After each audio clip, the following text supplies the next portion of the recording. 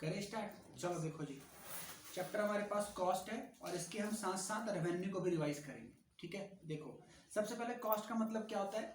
Supply के angle से chapter बना है कॉस्ट का, ठीक है ना। सप्लाई हमने पढ़ा, डिमांड चैप्टर हमने पढ़ा, तो डिमांड के एंगल तो कंज्यूमर है, लेकिन सप्लाई का किसके एंगल से है, प्रोड्यूसर के एंगल से। तो प्रोड्यूसर को समझना पड़ता है कि किसी चीज को बनाने के लिए मेरे पास कॉस्ट कितनी लग रही है और उस चीज को बेच के मुझे रेवेन्यू कितना आ रहा है। तो ये चैप्टर हम कॉस्ट के एंगल से पढ़ रहे हैं। तो कॉस्ट मतलब टोटल जो आउटफ्लो हमारा हो रहा है टू मैन्युफैक्चर दैट गुड्स, वहां तक की बात इकोनॉमिक्स करती है। अकाउंट्स क्या करती है, बनाने की कॉस्ट, बेचने की cost, after sale service cost. हम यहाँ इकोनॉमिक्स पढ़ रहे हैं, बनाने तक की कॉस्ट की बात कर रहे हैं, ठीक है, जिसमें क्या क्या आता है अभी हम पढ़ेंगे, total variable cost, fix cost, ये सब चीजें।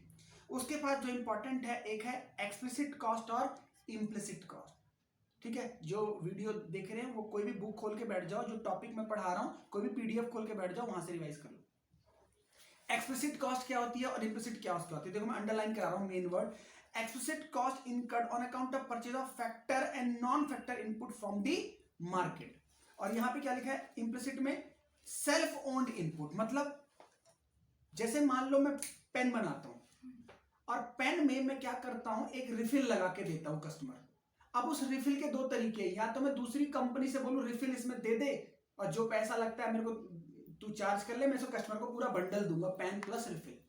या दूसरा तरीका क्या है, पेन तो बना ही रहा हूं, रिफिल भी बनाऊं और फिर उसकी कॉस्ट को कस्टमर के साथ चार्ज करूं। तो एक इम्प्लिसिट कॉस्ट है, एक एक्सप्लिसिट कॉस्ट है। एक्सप्लिसिट क्या है, कोई चीज खरीद के लगा के बेचना, और इम्प्लिसिट मतलब सेल्फ मेहनत करना, लगा के बेचना। जैसे मान लो सेल्फ स्टडी और कोचिंग। सेल्फ स्टडी करोगे, टाइम ज्यादा देना पड़ेगा, एनालिसिस ज्यादा करना पड़ेगा, ये सेल्फ स्टडी है, ठीक है। और कोचिंग क्या है, टीचर के थ्रू जाओगे, टीचर जो पढ़ाएंगे वो पढ़ोगे। टीचर के पास जाओगे तो क्या खर्च होगा, पैसे देने पड़ेंगे, कोचिंग फीस। और खुद पढ़ोगे तो टाइम खत्म होगा, टाइम भी कॉस्ट है।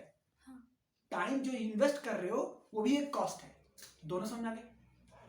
उसके बाद अपॉर्चुनिटी कॉस्ट क्या है, अपॉर्चुनिटी कॉस्ट में लिखा हुआ है total sacrifice involve in producing given level of output. Opportunity cost ये है कि जैसे सपोज मैं अपना एग्जांपल बता रहा हूं, I am really thinking this one, कि अगर मैं सीए ना करते हुए आईएएस का एग्जाम देता तो मुझे शायद ये मिलता, या मुझे इतना मिल चुका होता, या ऐसा होता होता होता। तो मैं क्या पढ़ रहा हूं, मैं ये पढ़ रहा हूं अपॉर्चुनिटी कॉस्ट। मैंने इतनी कॉस्ट खोदी उसको पाने की जगह पे। या मैं बोल रहा हूं अगर मैं सीए कर रहा होता है ना और आईएएस ना करता, ये करता, तो मतलब एक को पाने के लिए जिसको हम खो देते हैं उसे अपॉर्चुनिटी कॉस्ट कहते हैं। मेरे घर में कल शादी है और मेरा कल एग्जाम है, तो या तो मैं पार्टी में जाऊंगा या पढ़ाई करूंगा, ठीक है ना। तो पढ़ाई अगर कर रहा हूं तो किसकी कॉस्ट, शादी में न जाने की कॉस्ट, ठीक है ना। और अगर शादी में गया तो एग्जाम मेरा खराब है, इसकी कॉस्ट, अपॉर्चुनिटी कॉस्ट। क्लियर।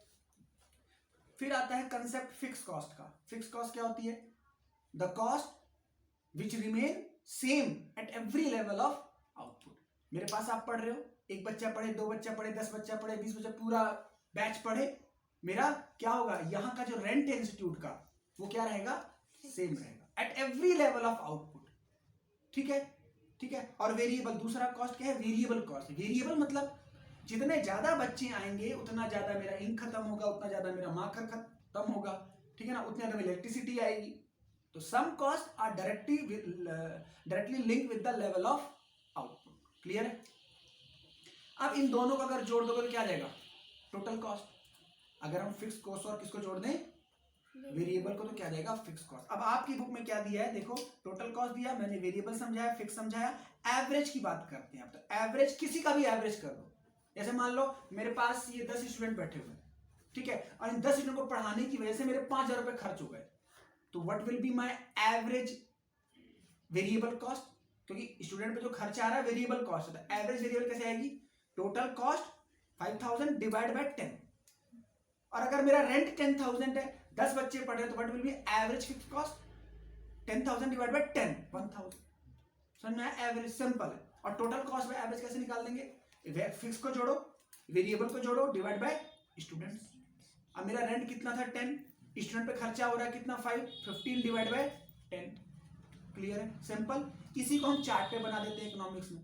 तो चार्ट कैसे ध्यान रखना है, एक तरफ क्या रखना है, क्वांटिटी या आउटपुट, और एक तरफ उसका क्या, कॉस्ट। ऐसी डिमांड सप्लाई में भी करते हैं, एक तरफ क्वांटिटी, एक तरफ प्राइस।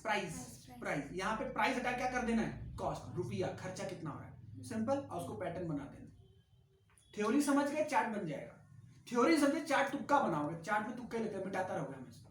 समझना ये, एक तरफ नीचे क्वांटिटी, एक तरफ इधर प्राइस, जैसे जैसे क्वांटिटी बढ़ रही है या तो ये बढ़ेगा या घटेगा, ये थ्योरी समझा देगी, ठीक है। जैसे फिक्स कॉस्ट क्या बताती है, फिक्स कॉस्ट का ग्राफ कैसे बनेगा, रिमेन सेम, तो it will be parallel to X axis, इसके पैरेलल रहेगा, क्योंकि इससे कोई फर्क नहीं पड़ता, यूनिट घटाओ बढ़ाओ कोई फर्क नहीं पड़ता। वेरिएबल क्या होती है, सप्लाई कर्व की तरह, सप्लाई कर्व की तरह, मतलब जैसे जैसे आउटपुट बढ़ाओगे वेरिएबल कॉस्ट बढ़ती चली जाएगी। क्लियर, ओके ओके, तो ये हमने समझ लिया। अब एक मार्जिनल का कॉन्सेप्ट है, देखो मार्जिनल कॉस्ट क्या होती है। मार्जिनल का मतलब एक्स्ट्रा कॉस्ट, इसका फॉर्मूला सिंपल होता है, current minus previous, current minus previous. Marginal cost मतलब, मार्जिनल की बात करें, मान लो फरवरी मंथ चल रहा है, जनवरी मंथ जा चुका है, तो फरवरी में मैं कह रहा हूं कि मुझे टोटल इंस्टीट्यूट में खर्चा हो गया 20 लाख, 20,000 मेरा, 20,000 सॉरी 20 लाख नहीं 20,000 खर्चा हो गया in February month to teach all my student, this is my cost that I have incurred in the February month. और जनवरी में मेरा खर्चा हुआ था 15,000, तो what is my marginal cost, current minus previous, तो मैं एक्स्ट्रा मेरी कॉस्ट कितनी लग गई, 5,000, दिस इज मार्जिनल। इट में कम डाउन, इट में गो अप, कम भी हो सकती, ज्यादा हो सकती है। कैसे निकालेंगे मार्जिनल, करंट माइनस प्रीवियस। अब जैसे एक और एग्जांपल, मैंने एक पेन को बनाया, एक पेन प्रोड्यूस किया, 10 रुपए खर्चा आया, दो पेन बनाए 20 रुपए खर्चा आया, 3 पेन बनाए 30 रुपए खर्चा आया। तो मैं जानना चाहता हूं एमसी क्या है, एमसी निकाल, तो 2 पेन पे एमसी क्या होगी, 2 माइनस 1 की कॉस्ट, 3 की एमसी क्या होगी, 3 माइनस 2 की कॉस्ट। एमसी क्या होता है, करंट माइनस प्रीवियस। क्लियर हो गया। अच्छा, अब रिलेशनशिप को पढ़ने के लिए आपको डायग्राम की प्रैक्टिस करनी पड़ेगी। डायग्राम अगर आपको पैटर्न ड्रॉ करना आ गया, तो यहाँ पे रिवीजन में लिखा हुआ है relationship between AC and MC. तो एसी एमसी क्या कहते हैं, पहला कहता है if average cost is falling, अगर एसी गिर रहा है, एवरेज कॉस्ट गिर रहा है, तो एसी हमेशा ज्यादा होगा किससे, एमसी से। जब क्या होगा, एवरेज कॉस्ट फॉल करेगा, तो एवरेज कॉस्ट हमेशा किससे ज्यादा होगा, एमसी से। दूसरा relation, if average cost rising, तो रिवर्स, एमसी ज्यादा हो जाएगा।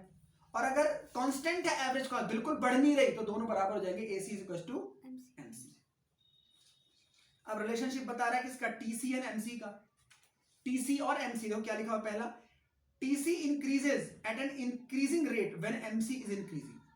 अगर मार्जिनल बढ़ रहा है, तो दिमाग लगाओ ना, मार्जिनल बढ़ रहा है मतलब टीसी तो बढ़ेगा ही। हर पेन बनाने की एक्स्ट्रा कॉस्ट बढ़ती जा रही है, तो टीसी क्या होगा, बढ़ता चला जाएगा।